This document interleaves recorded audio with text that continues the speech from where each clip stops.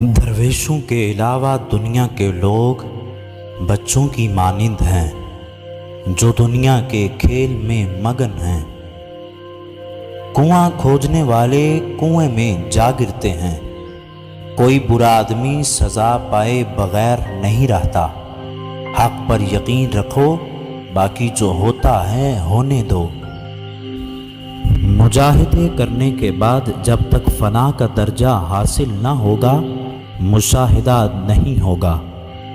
مشاہدے کی سیڑھی فنا ہے، اگر اس میں کمی ہے تو مشاہدے تک نہیں پہنچ سکتے۔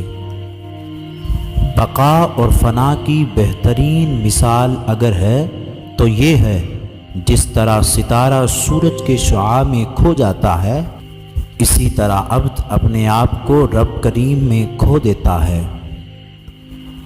اگر انسان اپنا خریدار چاہتا ہے تو خدا سے بہتر کون ہوگا؟ اللہ تیرے ناقص عمل خریدتا ہے اور اس کے بدلے نور عطا کرتا ہے۔ انسان کا فانی جسم خرید کر اس کے بدلے میں ابدی سلطنت عطا کرتا ہے۔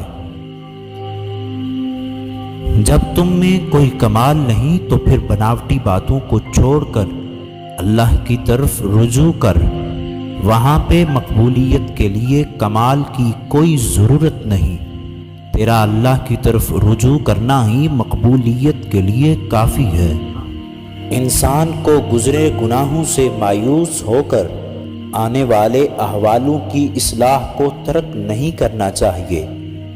ماضی سے قطع نظر ہو کر اصلاح حال میں لگ جانا چاہیے۔ انسان کا جسم انسان کا 100 دشمنوں سے بھی بڑا دشمن ہے۔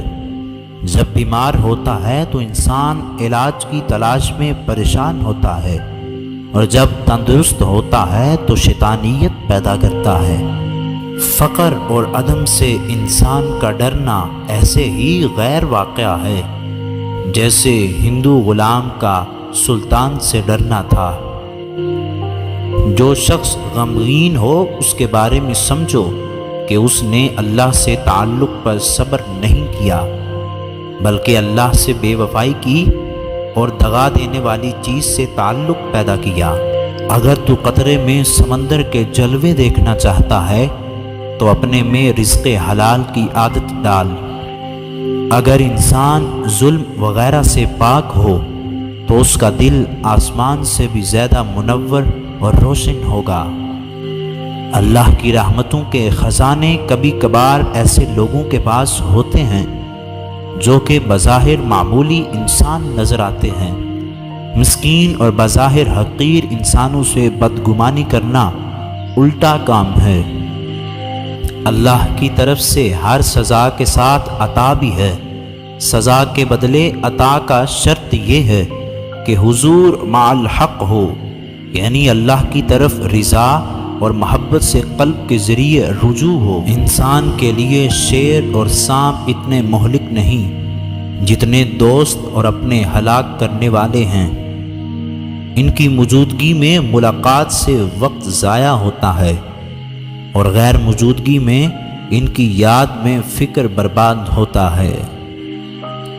اہل اللہ بمنزلہ نوح علیہ السلام کے بیڑے ہیں، اور عوام بمنزلہ طوفان کے ہیں۔ تو نے یہ آگ تو دیکھی ہے، عشق کی آگ بھی دیکھ، جو جان اور جگر کو جلاتی ہے، اور فقط جان اور دل کو ہی نہیں، انانیت کے خیال کو بھی جلا دیتی ہے۔ مگر جس جان اور دل میں قبولیت کی صلاحیت نہیں، اس میں زندگی تو کیا آگ کی روشنی بھی محسوس نہیں ہوتی۔ ہر انسان اپنے مقصد کے لیے کام کرتا ہے، پھر بھی اس سے جہاں کا نظام قائم ہے۔